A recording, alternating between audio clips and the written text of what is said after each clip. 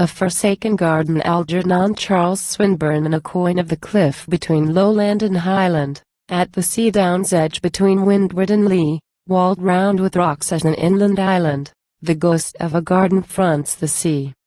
A girdle of brushwood and thorn encloses the steep square slope of the blossomless bed where the weeds that grew green from the graves of its roses now lie dead.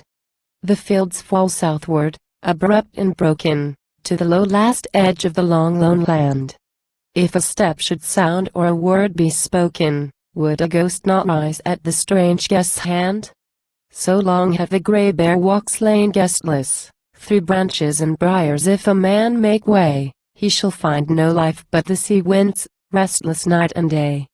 The dense hard passage is blind and stifled that crawls by a track none turned to climb to the strait waste place that the years have rifled of all but the thorns that are touched not of time. The thorns he spares when the rose is taken. The rocks are left when he wastes the plain. The wind that wanders, the weeds wind shaken, these remain. Not a flower to be pressed of the foot that falls not. As the heart of a dead man the seed plots are dry. From the thicket of thorns, whence the nightingale calls not, could she call, there were never a rose to reply. Over the meadows that blossom in witherings, but the note of a sea-bird's song. Only the sun and the rain come hither all year long. The sun burns sere and the rain dishevels one gaunt bleak blossom of scentless breath. Only the wind here hovers and revels in a round where life seems barren as death.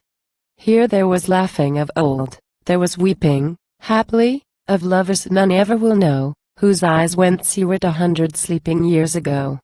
Heart held fast and hard as they stood, ampersand quo. Look thither, ampersand quo. Did he whisper? Ampersand quo. Look forth from the flowers to the sea. For the foam flowers endure when the rose blossoms wither, and men that love lightly may die. But we? Ampersand quo. And the same wind sang and the same waves whitened, and or ever the garden's last petals were shed, in the lips that had whispered, the eyes that had lightened, love was dead. Or they loved their life through, and then went whither? And were one to the end, but what end who knows? Love deep as the sea as a rose must wither, as the rose-red seaweed that mocks the rose. Shall the dead take thought for the dead to love them? What love was ever as deep as a grave? They are loveless now as the grass above them or the wave. All are at one now, roses and lovers, not known of the cliffs and the fields and the sea. Not a breath of the time that has been hovers in the air now soft with the summer to be. Not a breath shall there sweeten the seasons hereafter of the flowers or the lovers that laugh now or weep, when as they that are free now of weeping and laughter we shall sleep. Here death may deal not again forever. Here change may come not till all change end.